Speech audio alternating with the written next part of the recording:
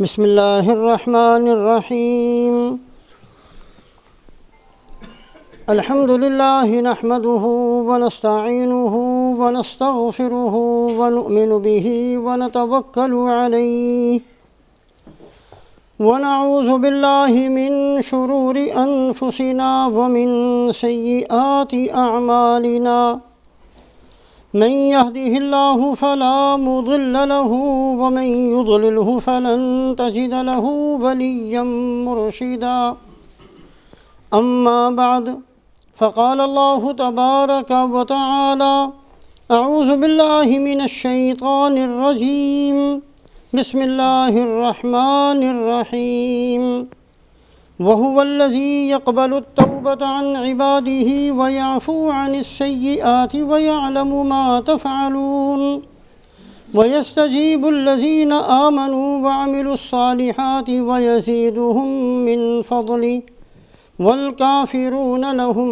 عذاب شديد وعن أبي هريرة رضي الله تعالى عنه قال قال رسول الله صلى الله عليه وسلم ثلاثة لا ترد دعوتهم الصائم حين يفطر والإمام العادل ودعوة المظلوم يرفعها الله فوق الغمام وتفتح لها أبواب السماوات ويقول الرب وعزتي لأنصرنك ولو بعد حين أو كما قال رسول الله صلى الله عليه وسلم۔ اللہ رب العزت نے اپنے فضل و احسان سے دنیا کے اندر بسنے والے ہر ایمان والے کو دعا کی صورت میں ایک زبردست اور ایک مضبوط اور ایک نشانے پر لگنے والا ہتھیار نصیب فرمایا۔ دعا اتنا مضبوط اور اتنا طاقتور ہتھیار ہے کہ رسول پاک علیہ السلام فرماتے ہیں لا يرد القضاء الا الدعاء۔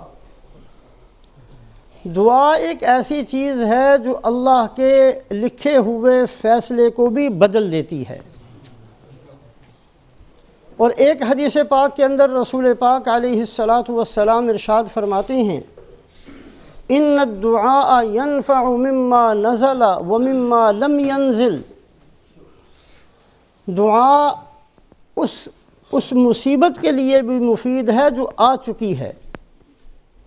بندہ یہ نہ سوچے کہ یہ مصیبت تو آ چکی ہے، اب یہ کہاں جانے والی ہے۔ جو مصیبت آ چکی ہے یا جو خیر ابھی تک نہیں آئی ہے، یہ دعا اس مصیبت کے لیے بھی مفید ہے جو آ چکی ہے اور اس مصیبت کے لیے بھی مفید ہے جو ابھی نہیں آئی۔ جو آ چکی ہے وہ اس دعا کی برکت سے جلدی ختم ہو جائے گی، اور جو ابھی نہیں آئی وہ اس دعا کی برکت سے نہیں آئے گی۔ ان الدعاء ينفع مما نزل ومما لم ينزل۔ دعا ہر حالت کے اندر مفید ہے۔ اور رسول پاک علیہ السلام فرماتے ہیں ان ربکم حیی کریم یستحیی من عبدہ اذا رفع ان یردہما صفرا۔ تمہارا رب بہت حیا کرنے والے ہیں، اپنے بندے سے شرماتے ہیں کہ بندہ اپنے دونوں ہاتھ اللہ کے سامنے اٹھائے اور اللہ ان کو خالی واپس بھیج دے۔ تو اللہ رب العزت نے ہر ایمان والے کو دعا کی صورت میں ایک بہت زبردست اور ایک بہت مضبوط اور ایک نشانے پر لگنے والا ہتھیار نصیب فرمایا۔ رسول پاک علیہ السلام نے اپنی امت پر ایسی محنت فرمائی تھی کہ ہر مسلمان جہاں وہ نماز پڑھنے والا تھا، جہاں وہ روزہ رکھنے والا تھا، جہاں وہ زکوٰۃ دینے والا تھا، جہاں وہ حج کرنے والا تھا، جہاں وہ امر بالمعروف کرنے والا تھا، نہی عن المنکر کرنے والا تھا، ہر ایمان والا صاحب دعا بھی تھا۔ ہر ایمان والے کی مشق ایسی تھی کہ زندگی کے اندر جب بھی کوئی مسئلہ ایسا پیش آ جائے اس کو ناممکن نہ سمجھا جائے، اللہ کے سامنے ہاتھ اٹھائے جائیں، اللہ اس مسئلے کو حل کر دیں گے۔ ترمذی شریف کے اندر واقعہ ہے کہ ایک آدمی، صحابہ میں سے ایک آدمی اپنے گھر آیا۔ جب وہ گھر آیا تو اس نے دیکھا کہ گھر والے بھی بھوک سے بیٹھے ہوئے ہیں، احساس ہو گیا کہ کھانے کے لیے کچھ نہیں ہے، فاقہ ہے۔ فخرج الی البریہ، حدیث کے الفاظ ہیں کہ وہ جنگل کی طرف نکل گیا، بازار کی طرف نہیں، کسی شاپنگ سینٹر کی طرف نہیں، کسی دوست کے گھر کی طرف نہیں، خرج الی البریہ، جہاں آبادی نہیں تھی، جو جنگل تھا، اس جنگل کی طرف وہ چلا گیا۔ گھر والے بھی سمجھ گئے کہ یہ جو آدمی گیا ہے یہ اللہ سے مانگنے کے لیے گیا ہے۔ تو بیوی نے بھی آسمان کی طرف نگاہ کی اور کہا اللہم ارزقنا، اے اللہ ہمیں رزق نصیب فرما۔ اتنا مضبوط یقین ہے اس عورت کا، اپنے خامن کو جنگل کی طرف جاتے دیکھا ہے، کسی بازار کی طرف جاتے نہیں دیکھا۔ اتنا پختہ یقین ہے کہ اب وہ آئیں گے تو اللہ پاک ہمارے رزق کا انتظام کر چکے ہوں گے۔ اس نے اپنی جو آٹا پیسنے والی چکی ہے اس کو صاف کر دیا اور تندور کے اندر آگ جلا دی کہ ابھی اللہ پاک نے ہمارے رزق کا انتظام کرنا ہے۔ تھوڑی دیر کے بعد وہ صحابی اندر آئے اور کہا کہ کچھ ملا؟ عام عورت ہوتی کہ کہاں سے ملنا ہے، لے کر تو تم نے آنا تھا۔ یہ نہیں کہا، اس نے کہا ہاں جی مل گیا۔ یہ چکی کو دیکھیں، یہ خود بخود چل رہی ہے اور آٹا نکل رہا ہے۔ اس تندور کو دیکھیں کہ یہ روٹیوں سے بھرا ہوا ہے۔ انہوں نے اپنا ضرورت کو پورا کیا۔ صحابی نے اس کے بعد اس چکی کو اٹھا کر دیکھا تو وہ چلنی بند ہو گئی۔ رسول پاک علیہ السلام کی خدمت میں حاضر ہوئے، سارا قصہ جا کر آپ صلی اللہ علیہ وسلم کی خدمت میں پیش کیا۔ آپ نے فرمایا لو لم یرفعها لم تزل تدور الی یوم القیامہ، اللہ کے بندے اگر تو اٹھا کر چکی کو نہ دیکھتا تو یہ قیامت کے دن تک چلتی رہتی۔ تو رسول پاک علیہ السلام نے اپنی امت کو جہاں سارے اعمال پر لگا دیا تھا، اور کوئی صحابی ایسا نہیں تھا جس کی زندگی سے کوئی نیک عمل نکلا ہوا ہو، وہاں آپ صلی اللہ علیہ وسلم کی مبارک زندگی کے اندر ہر ایمان والا صاحب دعا بھی تھا۔ حضرت ابو ہریرہ رضی اللہ تعالیٰ عنہ فرماتے ہیں کہ ایک سفر کے اندر میں نے 3 باتیں دیکھیں، اور تینوں باتیں اس قدر عجیب ہیں کہ میں فیصلہ نہیں کر سکتا زیادہ عجیب کون سی ہے۔ ہمارے امیر علاء ابن حضرمی رضی اللہ تعالیٰ عنہ، ان کی امارت میں ہم نے ایک سفر شروع کیا۔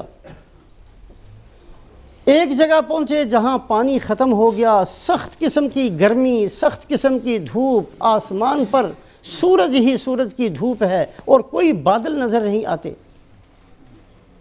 سب نے پریشان ہو کر حضرت علاء ابن حضرمی سے کہا کہ پانی کا بڑا مسئلہ ہے۔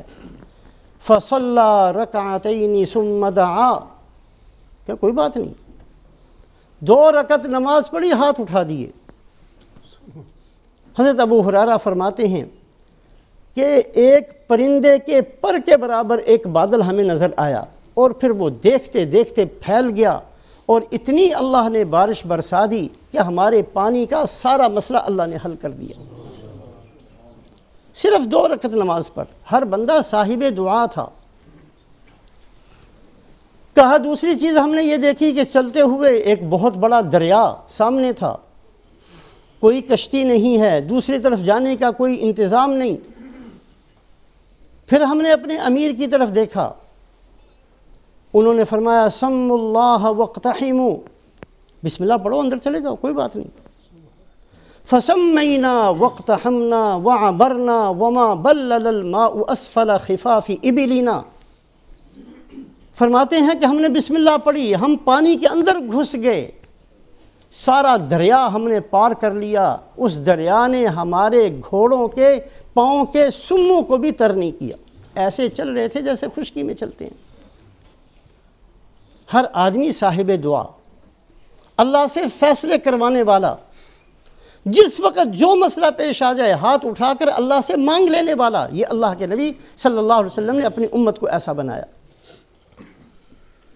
کہا تھوڑا اور آگے گئے، ہمارے امیر کا انتقال ہو گیا، ہم نے قبر کھودی، ان کو دفن کیا۔ ایک آدمی آیا، انہوں نے کہا یہاں درندے بہت ہوتے ہیں، اپنے میت کی قبر کو، ان کی لاش کو لے لو، آگے جا کر دفن کرنا، ورنہ کوئی درندہ یہاں سے قبر اکھاڑ کر ان کو کھا جائے گا۔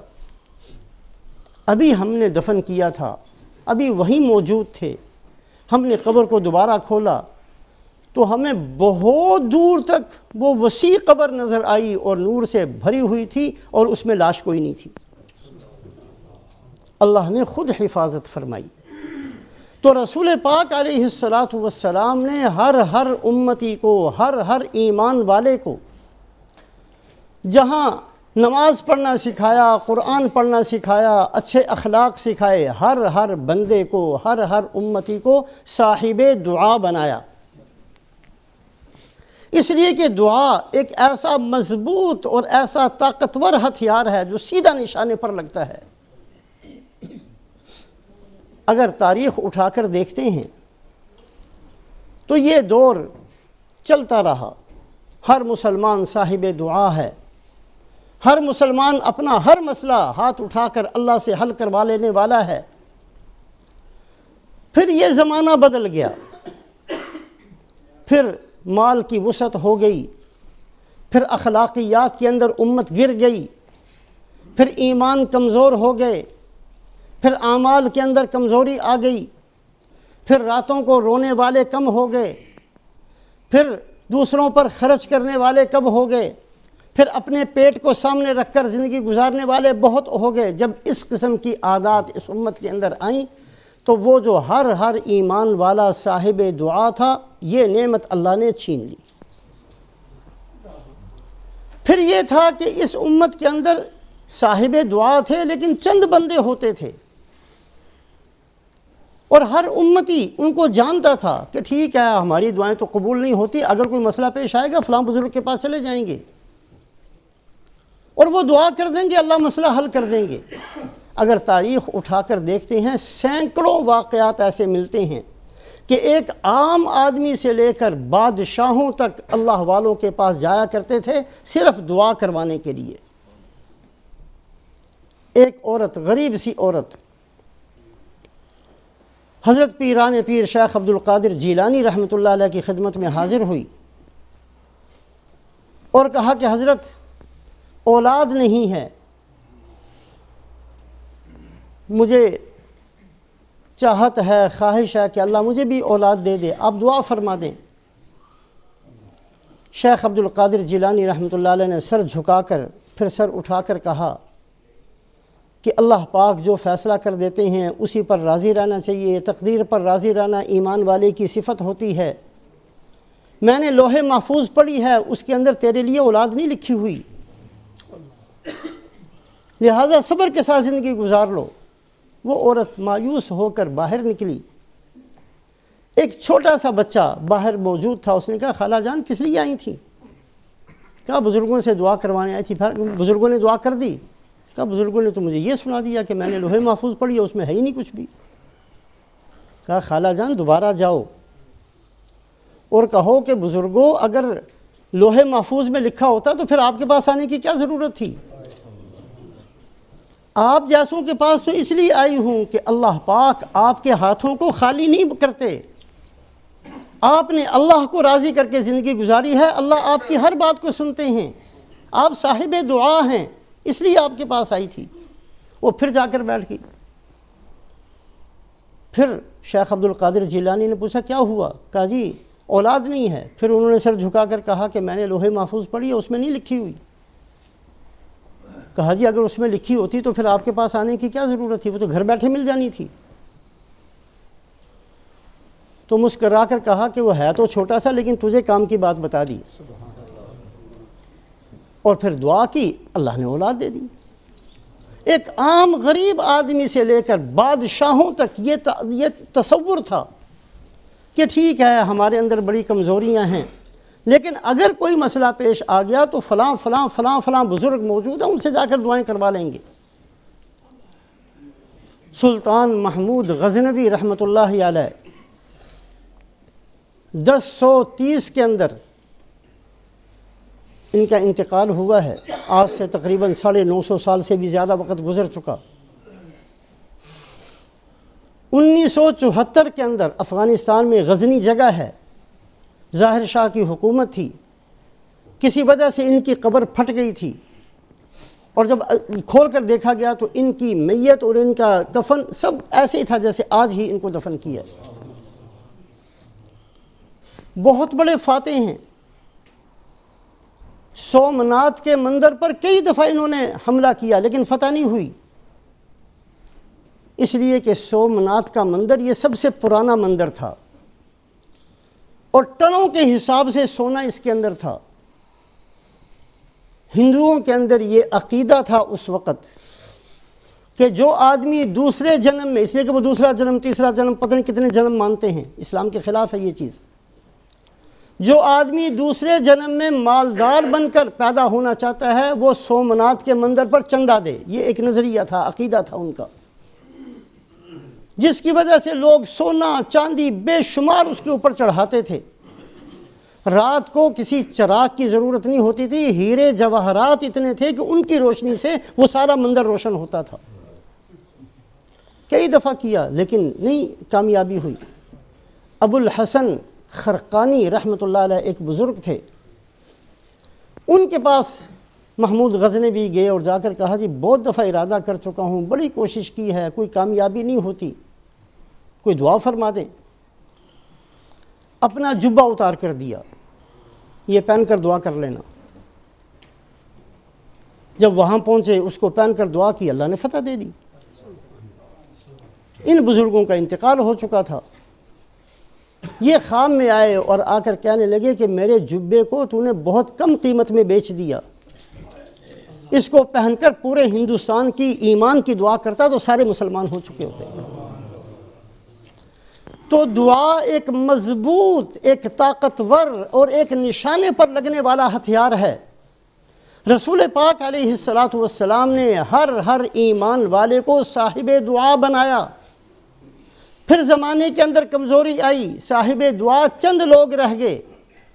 سینکڑوں واقعات ہیں کہ غریب سے غریب اور مالدار سے مالدار اور بادشاہوں کے بادشاہ بھی ان بزرگوں کے پاس دعاؤں کے لیے جاتے تھے۔ آج کیا ہوا؟ کبھی ہم اپنے گریبانوں میں منہ ڈال کر کہ ہمارے ساتھ کیا ہو گیا؟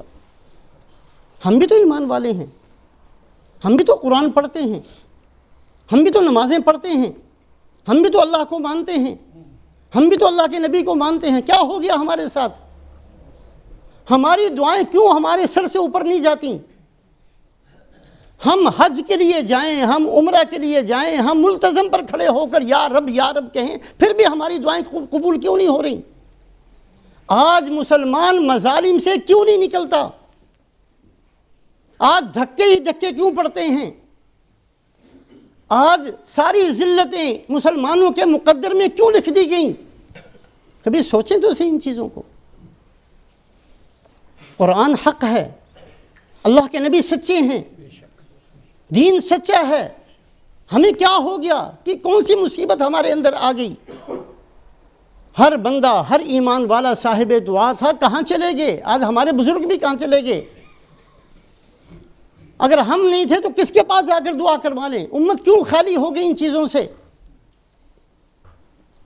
چار چیزیں یاد رکھیں، 4 چیزیں اللہ کے نبی نے فرمائی ہیں، کسی اور نے نہیں۔ زمین پھٹ سکتی ہے، آسمان پھٹ سکتے ہیں، اللہ کے نبی کی بات غلط نہیں ہو سکتی۔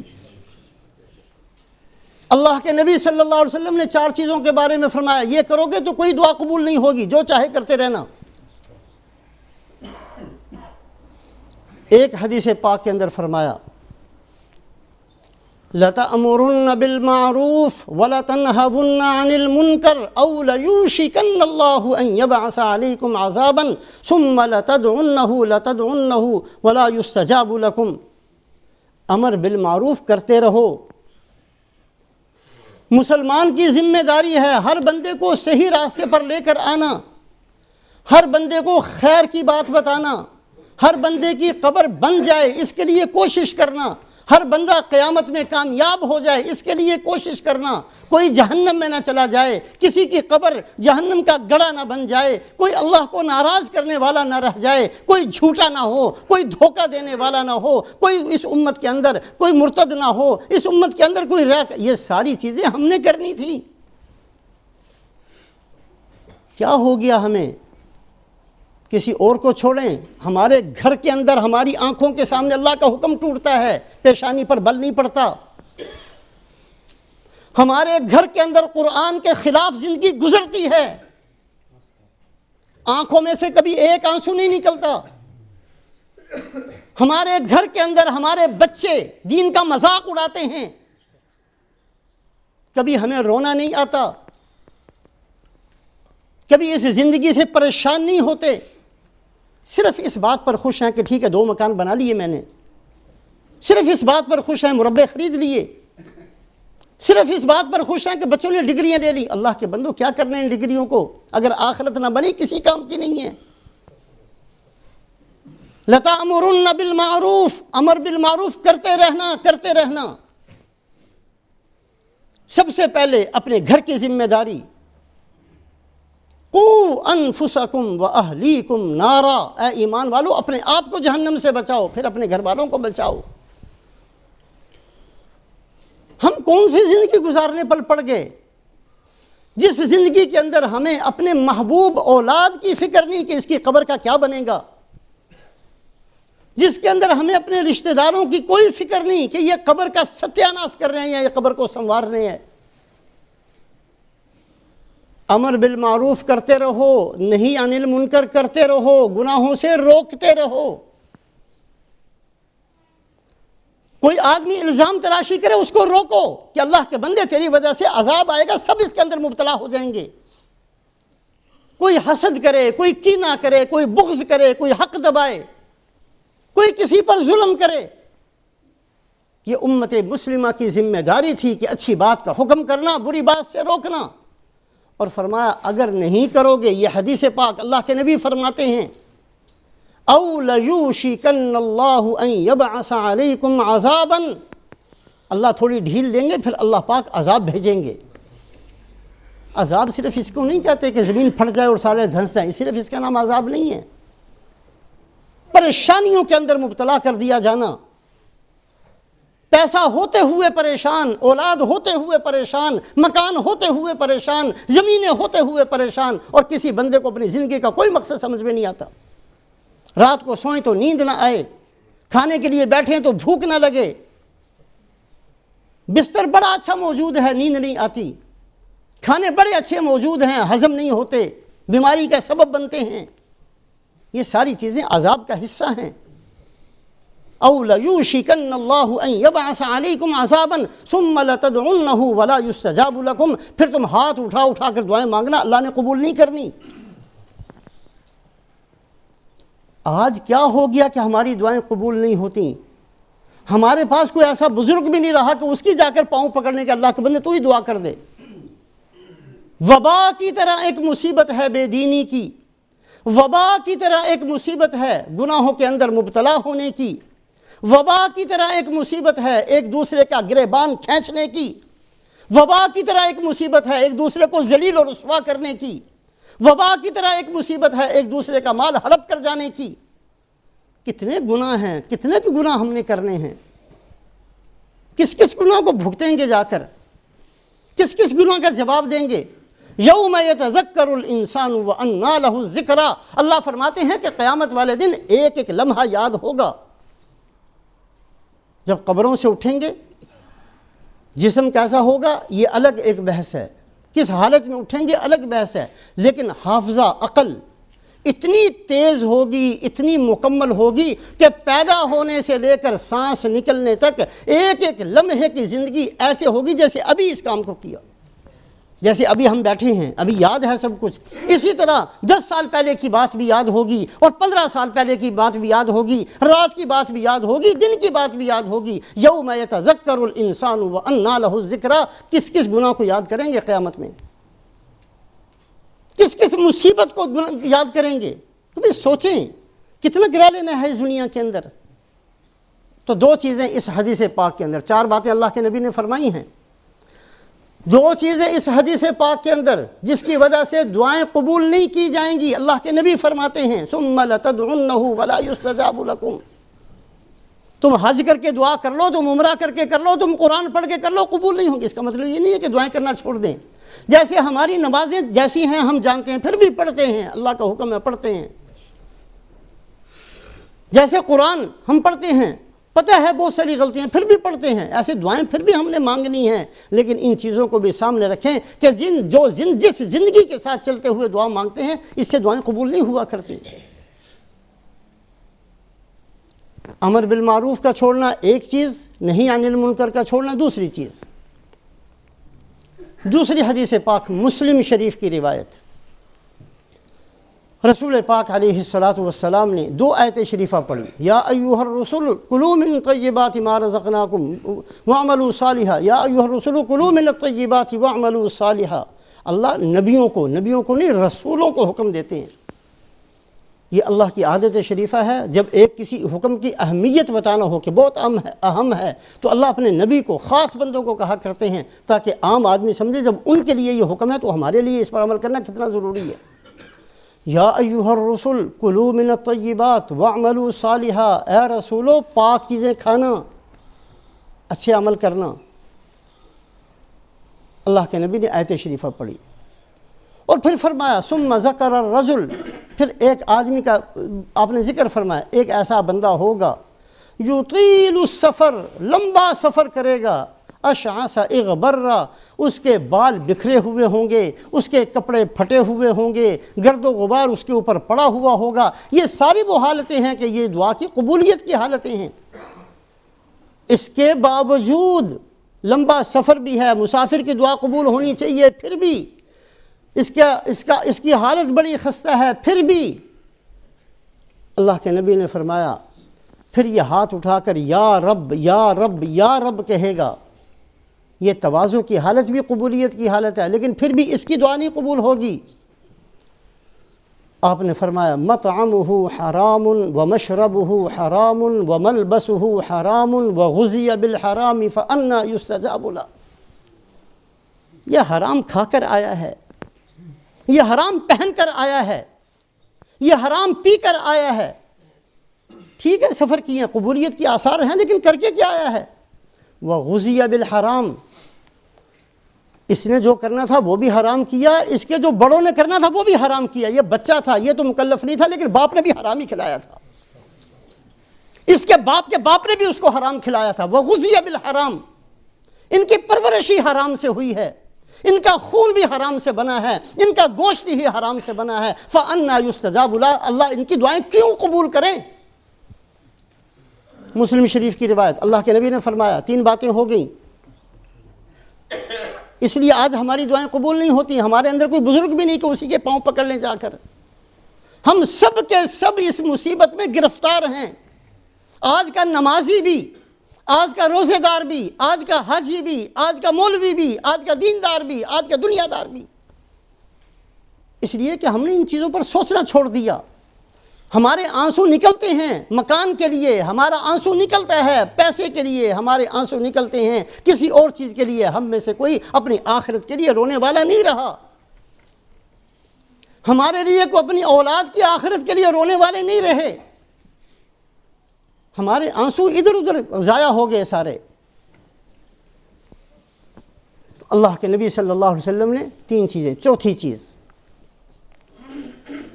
ظالم کی دعا کبھی قبول نہیں ہوگی، ظالم کی دعا۔ وَمَا لِلظَّالِمِينَ مِنْ أَنصَارٍ، قرآن میں یہ بھی فرمایا کہ جو ظالم ہوگا، کوئی گروہ، کوئی جماعت، کوئی حکومت، کوئی ملک اس کا مددگار نہیں بن سکے گا۔ اللہ ایسی مصیبت میں اس کو پھنسائیں گے، پوری حکومت اس کے سامنے فیل ہو جائے گی، اس کی مدد نہیں کر سکیں گے۔ وَمَا لِلظَّالِمِينَ مِن نَصِيرٍ، یہ بھی اللہ نے فرمایا کہ کوئی ایک بندہ بھی اس کی مدد کرنا چاہے وہ بھی نہیں کر سکے گا۔ وَمَا لِلظَّالِمِينَ مِن وَلِيٍّ وَلَا نَصِيرٍ، ظالم کا کوئی دوست بھی نہیں بن سکتا، کوئی مددگار بھی نہیں بن سکتا۔ جیسے اللہ پاک مظلوم کی دعاؤں کو آسمانوں پر اٹھا لیتے ہیں، فوراً قبول کرتے ہیں، اسی طریقے سے اللہ پاک ظالم کی دعا کو رد فرما دیتے ہیں۔ آج ہم میں سے مظلوم بھی بہت سارے ہیں، کوئی شک نہیں ہے، لیکن ہم ساتھ میں ظالم بھی بہت بڑے ہیں۔ بھائی بھائی پر ظالم ہے، ساس بہو کے لیے ظالم ہے، بہو ساس کے لیے ظالم ہے، اولاد اپنے باپ کے لیے ظالم ہے، ایک دوست دوست کے لیے ظالم بنا ہوا ہے، دو پارٹنر ہیں ایک دوسرے کے لیے ظالم ہیں، ایک دوسرے کے مال پر نگاہ کیے ہوئے ہیں، ہر بندہ ظالم ہے، ہر ایک زبان سے ظلم کرنے والا ہے، ہاتھ سے ظلم کرنے والا ہے، آنکھوں سے ظلم کرنے والا ہے۔ آج کا غریب بھی ظالم ہے، آج کا مزدور بھی ظالم ہے، آج کا مالدار بھی ظالم ہے۔ ظلم اس قدر ہمارے اندر آ گیا کہ ہم ظلم کی وجہ سے ہماری دعائیں رد ہو گئیں، کوئی دعا قبول نہیں ہوتی، کوئی دعا اثر سے اوپر نہیں جاتی۔ کتابوں کے اندر ایک واقعہ لکھا ہے، ایک بہت غریب عورت، جھونپڑی تھی، ساتھ میں کوئی بہت بڑا مالدار تھا، اس کا بہت بڑا مکان تھا۔ اس کا ارادہ ہوا کہ اپنا مکان اور اچھے طریقے سے بڑا کر کے بنایا جائے۔ اس عورت سے کہا کہ یہ زمین یا اپنی جھونپڑی بھی مجھے دے دو، میں اس کے اندر شامل کر کے اور اچھے طریقے سے اپنا مکان بنانا چاہتا ہوں۔ اس نے کہا تیرے پاس بڑے پیسے ہیں، کہیں اور جا کے بنا لے، مجھے ضرور تنگ کرنا ہے، میرے پاس تو اس کے علاوہ کچھ نہیں ہے، مجھے تنگ نہ کر، میں نے یہ اپنی جھونپڑی نہیں بیچنی، میں نے اسی میں اپنی زندگی گزار لینی ہے۔ اس نے کہا یا تو پیسوں سے دے دو یا پھر ہم ویسے ہی لے لیں گے، یہ جو عام طور پر ہوتا ہے آج کل، دیتے ہو دے دو، نہیں تو ہم ویسے ہی لے لیں گے، ہمیں آتا ہے لینا، قبضہ کرنا بھی آتا ہے، ہمیں غلط کاغذات بنانے بھی آتے ہیں، تھانے دار میرا دوست ہے، فلانا میرا دوست، ہم کر لیں گے۔ اس نے کہا یا تو دے دو یا پھر جو ہے ہم لے لیں گے۔ اس نے کہا تمہاری مرضی ہے، لیکن میں نے نہیں دینا، میں نے اپنا مکان نہیں دینا، نہ مفت میں دینا ہے نہ پیسوں سے دینا ہے۔ وہ عورت کسی سفر میں گئی، 2-4 دن کے لیے کہیں اس کو جانا پڑ گیا۔ اس نے کہا کہ وہ اس کے سامنے اس کی جھونپڑی توڑتے شور شرابہ کر دیا، وہ ہے نہیں، چلو اس کی جھونپڑی توڑو اور اپنے مکان کے اندر شامل کر لو۔ 2-4 مزدور لائے، جھونپڑی کو توڑا اور لا کر اپنے مکان میں شامل کر لیا۔ وہ آئی، دیکھی اس کی جھونپڑی ہے ہی نہیں۔ اس نے آسمان کی طرف نگاہ کی، اے اللہ، حفاظت کے لیے میں نہیں تھی، آپ تو تھے۔ اے اللہ، میں اپنی جھونپڑی کی حفاظت کے لیے خود تو نہیں تھی، آپ تو تھے۔ بس یہ لفظ کہا اور کہہ کر وہیں راستے میں بیٹھ گئی۔ وہی مالدار وہاں سے گزرا، تجھے پہلے کہا تھا دے دے ورنہ ہم لے لیں گے، مانتی نہیں تھی۔ اب جو تیرا دل کر جا کے جہاں چاہے شور مچا۔ نہیں میں نے شور کہاں مچانا، میں تو یہیں بیٹھی ہوں۔ کہا یہاں کس لیے بیٹھی ہوں، راستے کے اندر لوگوں کے لیے تکلیف بنتی ہے، جاؤ یہاں سے اٹھو جاؤ۔ کہا نہیں میں یہاں بیٹھی ہوں، میں یہ جو تو نے محل بنایا ہے اس کے تباہ ہونے کا انتظار کرتی ہوں۔ اب وہ بیٹھی، تھوڑی ہی دیر گزری، رات ہوئی تو وہ محل زمین میں دھنسنا شروع ہوا، جیسے پانی کے اندر کوئی چیز نیچے کو جا رہی ہے۔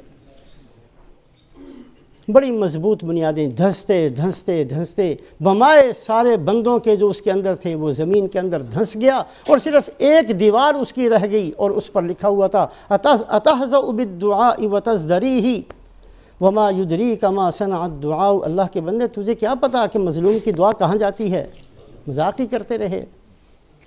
سہام اللیل لا تخطی ولکن لها امد وللامد انقضاء۔ یہ بڑا مضبوط ہتھیار تھا، تیر ہے جو سیدھا نشانے پر لگتا ہے، یہ دعا نہیں، یہ تیر تھا جو لگ گیا ہے اپنے نشانے پر۔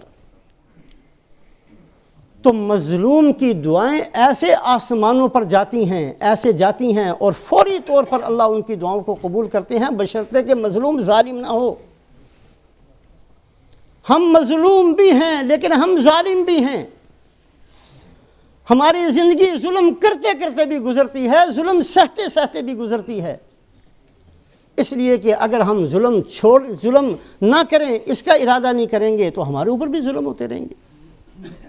یہ 4 باتیں رسول پاک علیہ الصلاۃ والسلام نے اپنی امت میں سے ہر امتی کو صاحب دعا بنایا. جس وقت جس کو جو مسئلہ پیش تھا ہاتھ اٹھائے، اللہ نے مسئلہ حل کر دیا.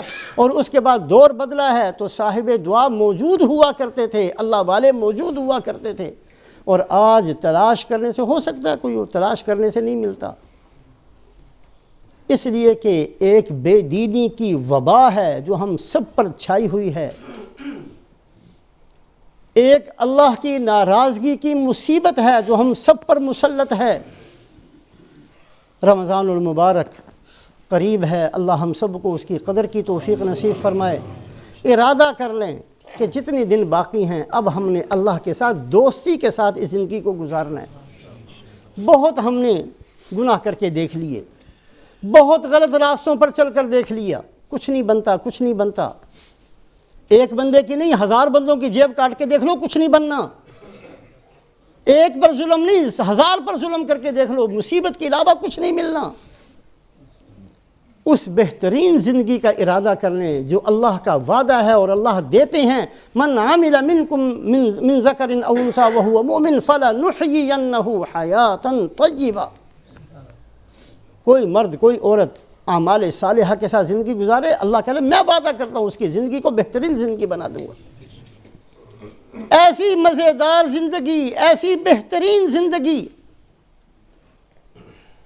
اللہ پاک نصیب فرمائیں گے اعمال صالحہ اختیار کرنے پر. جو زندگی گزار رہے ہیں چھوڑیں اس کو، بدل دیں اپنے آپ کو، بدلیں اپنے گھروں کے نظام کو، بدلیں اپنی اولادوں کے مزاج کو، بدلیں ان کی سوچ کو. ہم نے دنیا میں تاجر بن کر نہیں جینا، مسلمان بن کر جینا ہے. ہم نے دنیا میں مالدار بن کر نہیں جینا، مسلمان بن کر جینا. اللہ مال دے دے، اللہ کی نعمت ہے. ہم نے دنیا کے اندر اپنی ٹانگ اونچی کر کے نہیں جینا، اللہ کا بندہ بن کر جینا ہے. یہ ارادے کریں. اللہ پاک مجھے اور آپ کو عمل کی توفیق نصیب